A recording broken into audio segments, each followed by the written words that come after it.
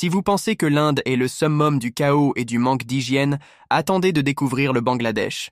Ce pays ne se contente pas de défier toute notion d'organisation et de propreté. Il redéfinit le concept de survie dans des conditions extrêmes. Dans la vidéo d'aujourd'hui, nous allons révéler 12 faits choquants sur l'un des endroits les plus densément peuplés, pollués et insalubres de la planète. Alors, mettez votre masque et vos gants et préparez-vous pour une aventure pleine de choses extrêmement bizarres et surprenantes. Numéro 1. Géographie. Le Bangladesh est situé en Asie du Sud, bordé au nord, à l'ouest et à l'est par l'Inde, au sud-est par le Myanmar et au sud par le golfe du Bengale.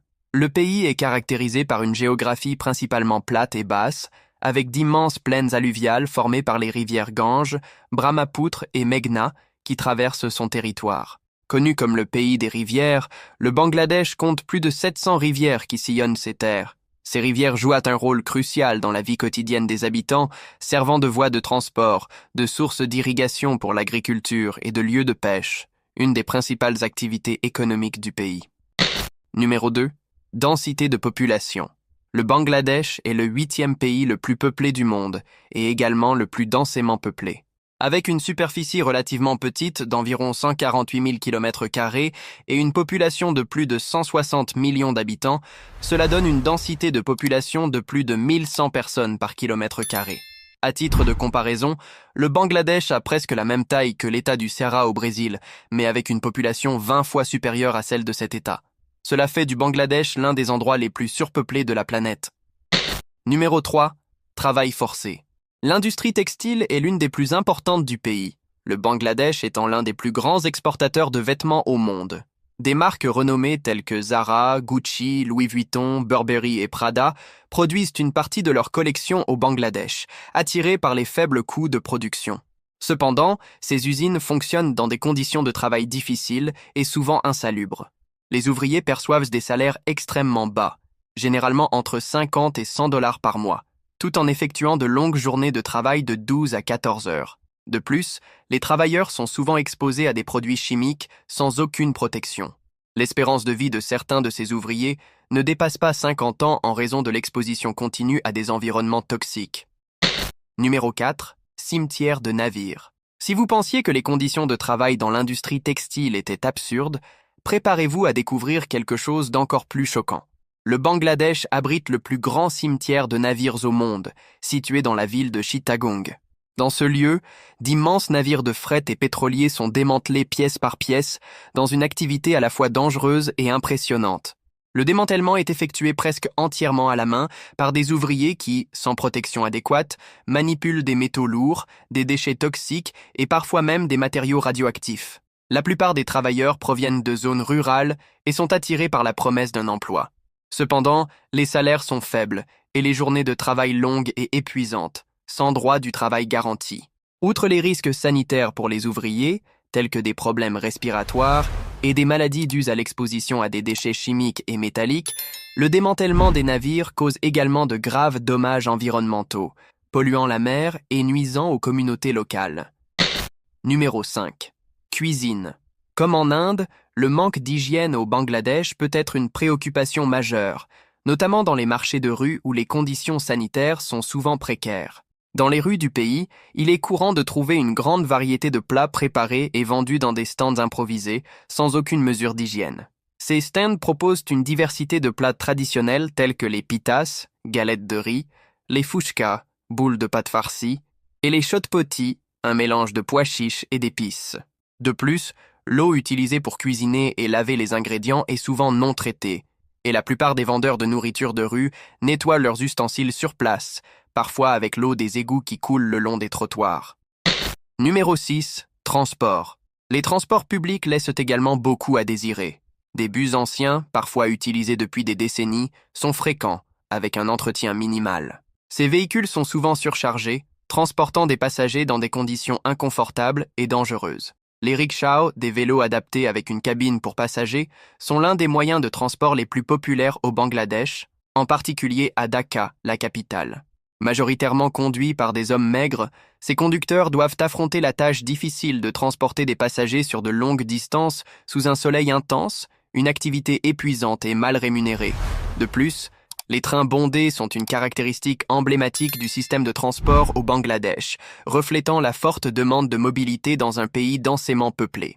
Aux heures de pointe, les trains sont si remplis que les passagers voyagent souvent dans des conditions extrêmes, occupant non seulement l'intérieur des wagons, mais aussi les toits des trains et s'accrochant aux côtés. Numéro 7. La capitale. Dhaka, la capitale du Bangladesh, est l'une des villes les plus densément peuplées et chaotiques au monde, où plus de 20 millions de personnes vivent dans un espace limité marqué par un trafic asphyxiant, une pollution intense et des infrastructures précaires. Les rues sont constamment embouteillées, avec des rickshaws, des voitures et des piétons se disputant chaque centimètre d'asphalte dans un vacarme assourdissant. Les feux de signalisation sont rares, et la circulation est généralement contrôlée manuellement par des policiers qui tentent de gérer un chaos de klaxons et de manœuvres risquées. Le manque d'assainissement de base est visible dans les rues, avec des égouts à ciel ouvert et des piles de déchets accumulés dans les quartiers les plus pauvres. Cependant, Dhaka est également le cœur économique du pays, avec une industrie textile florissante qui emploie des millions de personnes, bien que dans des conditions difficiles et avec des salaires minimums. La ville mélange un riche héritage culturel, avec ses anciennes mosquées et ses marchés traditionnels, à un rythme urbain exigeant, en faisant une expérience fascinante et extrême pour ceux qui osent s'aventurer dans ces rues intenses et imprévisibles. Numéro 8. Catastrophes naturelles. Le Bangladesh est l'un des pays les plus vulnérables aux catastrophes naturelles, subissant fréquemment des cyclones, des inondations et des tremblements de terre en raison de sa localisation géographique et de ses caractéristiques topographiques.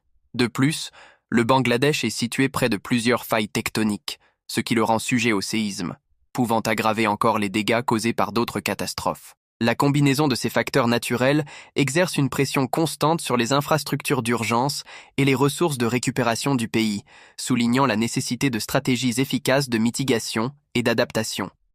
Numéro 9. Qualité de l'air. Étant un petit pays avec une population immense, le Bangladesh figure fréquemment en tête de liste des pays ayant la pire qualité de l'air au monde, avec Dhaka, la capitale, comme l'une des villes les plus touchées. La pollution atmosphérique est alimentée par divers facteurs, notamment les émissions des véhicules, les industries non réglementées, la combustion de déchets et de biomasse, ainsi que la poussière des chantiers de construction. Les particules fines et d'autres polluants dépassent mais souvent les limites recommandées par l'Organisation mondiale de la santé, OMS, entraînant un air toxique qui provoque de graves problèmes de santé publique. Numéro 10. Pratiques culturelles. Au Bangladesh, les pratiques d'hygiène et les coutumes culturelles sont profondément enracinées dans les traditions et la vie quotidienne des habitants. Une coutume notable est l'utilisation de l'eau au lieu du papier toilette pour se nettoyer après être allé aux toilettes, ce qui est considéré comme plus hygiénique et écologique. De plus, manger avec les mains est une pratique courante dans le pays. Utiliser la main droite pour manger est perçu comme une façon de se connecter avec la nourriture et d'en apprécier pleinement les saveurs.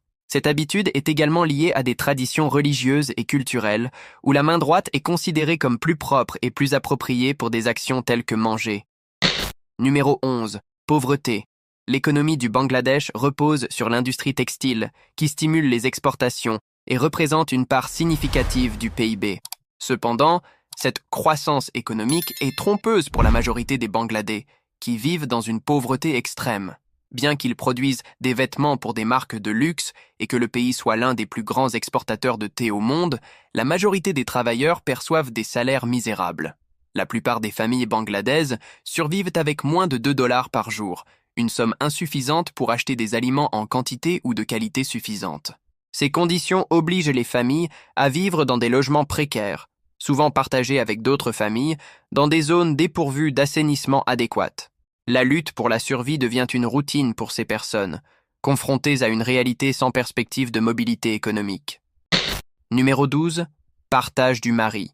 Le Bangladesh compte de nombreux groupes ethniques, et l'un d'eux attire particulièrement l'attention. La tribu Mandi, également connue sous le nom de Garo, a une pratique culturelle curieuse de partage du mari qui persiste encore dans certaines de ses communautés. Dans cette pratique, une femme peut partager son mari avec sa sœur ou une autre parente proche, garantissant que toutes les femmes, notamment celles sans partenaire, aient l'opportunité de fonder une famille et d'avoir des enfants. Cette tradition est enracinée dans leur structure matrilinéaire, où l'héritage et le leadership communautaire sont transmis par la lignée féminine. Elle contribue également à équilibrer la proportion entre les sexes dans des situations où la population masculine est inférieure. C'est incroyable, n'est-ce pas?